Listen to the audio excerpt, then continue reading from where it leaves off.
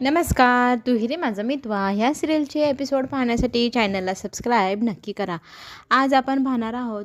नेहमीप्रमाणे इथे ईश्वरीला स्वप्न पडतं की अर्णव हा किरणला भेटायला गेला आणि ते इमॅजिन करून ती जोरात किंचाळून उठते आणि त्यातच अर्णव तिला विचारू लागतो, काय झालं, तू एवढी का जोरात किंचाळते? मी किती घाबरलो. तर ती त्याला सांगते, काही नाही काही नाही. तर तो बोलत असताना त्याला फोन येतो. फोनवर तो बोलू लागतो. किरण नावाचा फोन असतो आणि हे पाहिल्यानंतर ईश्वरी त्याला प्रश्न विचारू लागते. तर तर तिला तो सांगू लागतो, माझ्यासाठी कॉफी आणतेस का? मग तो तिला म्हटल्यानंतर ती लगेच त्याच्याशी भांडू लागते. हो, तुम्हाला कॉफी आणून देते, तुम्हाला निवांत बोलायला, गोड गोड बोलायला. मी तुम्हाला इथे अडचण होत असेल ना, आज तर तुम्हाला भूक पण लागणार नाही. तर तो म्हणतो, हो मला खरंच भूक नाही, मी नंतर जेवेल. असं सांगून तो त्याच्या ऑफिसच्या कामासाठी जाऊन बसतो बाहेर. इथे ईश्वरी इमॅजिन करू लागते की ताई म्हणाली होती किरण म्हणजे त्यांची लहानपणीची मैत्रीण, बचपन का प्यार परत वापस तर नाही ना आला. ह्या गोष्टीची भीती तिला वाटू लागलेली आहे. इथे आपली अंजली राजेशला फोन करून करून वैतागलेली असते. दिवसभरही तो फोन उचलत नाही आहे. त्याच्या काळजीने ती व्याकुळ झालेली असते. पूर्ण दिवस गेलास, रात्र झाली, काय करावं तिला सुचेना. टेन्शनमध्ये असते ती बिचारी. कॉल करायचा प्रयत्न सतत करत असते. इकडे वल्लवीला कॉल आलेला असतो. तिची जी पेटी असते ती पेटी सापडली आहे. 2-3 पेटींचे फोटो तिला मग तो भंगारवाला पाठवू लागतो. त्या पेटींचा फोटो पाहिल्यानंतर ती त्याला सांगू लागते, ह्या माझ्या पेट्या नाही, माझी पेटी जरा वेगळी होती, मला माझीच पेटी हवी आहे. असं म्हणत ती फोनवर त्याच्यावर चिडू लागते. पैसे का तुला ह्या कामाचे दिले आहे? मला लवकरात लवकर माझी पेटी सापडलेली हवी आहे. असं म्हणत ती त्याला दम घालू लागते. त्याच वेळेला तिचं फोनवरचं बोलणं हे मामा ऐकतात. तर मामा तिला विचारू लागतात, तू कशाविषयी बोलत होती? तर ती त्यांना म्हणू लागते, मी काही बोलत होती, तुम्हाला काय करायचं आहे? तर ते म्हणू लागतात, 10,000 रुपये कपाटातनं गायब आहे, तर तू ते घेतलेस का? तर ती सांगते, हो मला शॉपिंग करायची होती म्हणून मी ते खर्चले, काही प्रॉब्लेम? असं म्हणून त्यांच्यावरतीच चिडून ती तिथून निघून जाते. आता मामाला खरं तर प्रश्न पडला आहे, ही सतत पेटीच्या मागं लागली, पेटीमध्ये असं नक्की आहे तरी काय? शोध तर घ्यायलाच हवा. आता मामा पेटीपर्यंत पोचणार का? हाही एक मोठा प्रश्न. पेटीपर्यंत पोहोचून येणारं संकट मामा टाळू शकतील का? इथे अर्णव ऑफिसमध्ये काम करता करता झोपी गेलेला असतो आणि त्याला बघण्यासाठी ईश्वरी येते. तेव्हा तो गाढ झोपेत असतो. खरं तर तिला ती पिंक फोल्डर जे आहे ना, त्यात काय ठेवले ते पाहायचे. तिला सतत डाऊट येतो, किरण नावाच्या मुलीसाठी त्याने त्याच्यात लव्ह लेटर तर ठेवलेले नसतील. मग ते पिंक फोल्डर शोधण्यासाठी ती इकडे तिकडे टेबलवर उस्तर पस्तर करू लागते. तर तिला अधनंमधनं कानूसा घ्यावा लागतो की आपल्याकडे अर्णव पाहत तर नाही ना. मग त्याचं लक्ष तिच्याकडे येण्या अगोदरच ती पटकन घाईघाईने लपून बसते. तो पुन्हा दुसऱ्या कुशीवर जाऊन झोपू लागतो. मग तिला आठवतं, हे जे लॉकर आहे ना, यात महत्त्वाचे कागदपत्र हे सर ठेवतात ना, याच्यात तर ते पिंक फोल्डर ठेवलेलं नसेल ज्याच्यामध्ये लव्ह लेटर्स घालून ठेवले असतील. ती खोलण्याचा प्रयत्न करते पण तिच्या लक्षात येतं की हे लॉक आहे. आता हे लॉक खोलण्यासाठी चावी तर आणावी लागेल. चावी कुठे? तर अर्णवच्या खिशामध्ये. आता ते काढायचं कसं? तिला टेन्शन येतं. ती हळूच दबक्या पावलांनी त्याच्या आजूबाजूला फिरू लागते. चावी खिशात काढण्याचा प्रयत्न करू लागते. इकडे अंजली टेन्शनमध्ये असते. त्यातच राजेश घरी येतो. राजेशला इतकं मारहाण कोणीतरी केलेली असते. तर ती त्याला पाहून म्हणते, तुम्हाला कोणी मारलं आहे का? तुमचं ॲक्सिडेंट झालं आहे का? तुमची अवस्था मला बघवेनाशी झाली. त्याला ती हात देत बसवते. पण तो तिला म्हणतो, माझी काळजी करू नको. ती लगेचच डॉक्टरांना फोन करायला फोन घेते.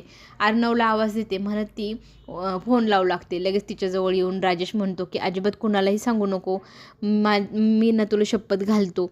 आणि अर्णवला तर अजिबातच सांगू नको, असंही तो तिला शपथ घालतो.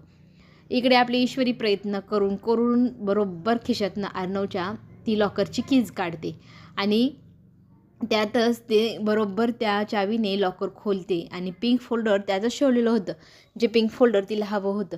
मग ती ते पिंक फोल्डर बाहेर काढणार त्याच वेळेला अर्णवला थोडीशी जाग येते. पटकन ती लपायला एका पडद्याच्या पाठीमागे जाऊन उभी राहते. अर्णव अंदाज घेत असतो की इथे काहीतरी आवाज येत होता. मग तो इकडे तिकडे पाहू लागतो. रूममध्ये ईश्वरी काय करते पाहण्यासाठी तो गेलेला असतो.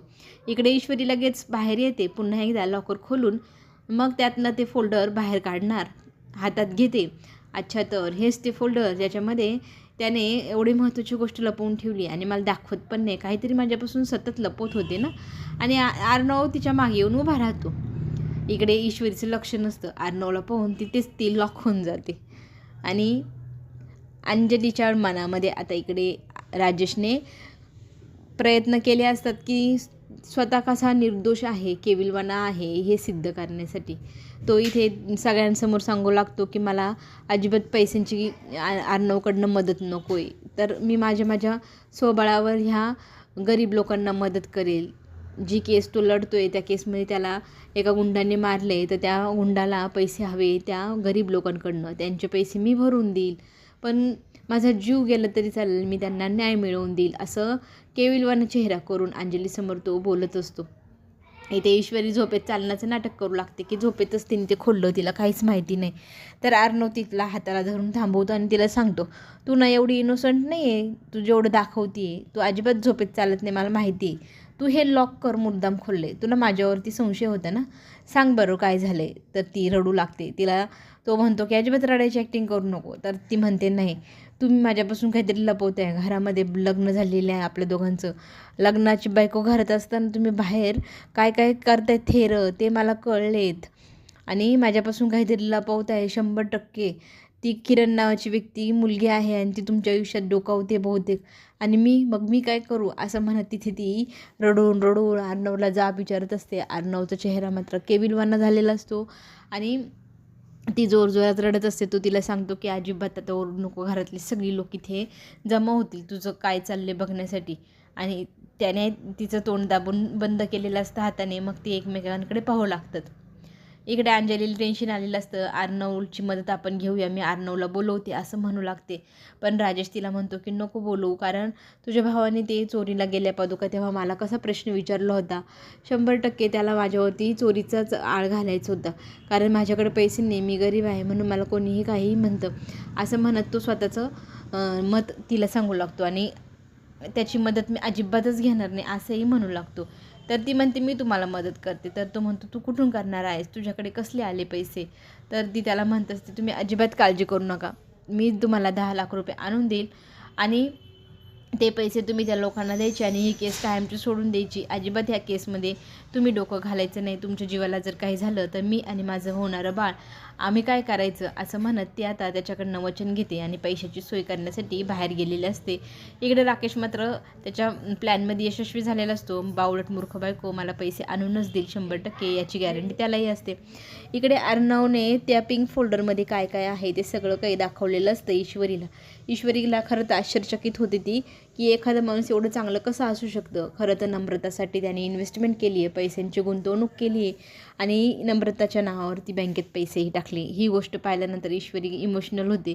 त्याला ती म्हणते तुम्ही असं का केलं. तर तो म्हणतो तेही आता माझी माणसं, आकाश जसा माझा भाऊ तशी आता नम्रता ही माझी बहीण आहे, तिचंही मागे पुढे लग्न होणार, पैशांची गरज भासणार, त्या सगळ्या गरजा आपण पूर्ण करायच्या, त्यांना मदत करायची असं म्हणत ईश्वरीचं मन तो जिंकतो.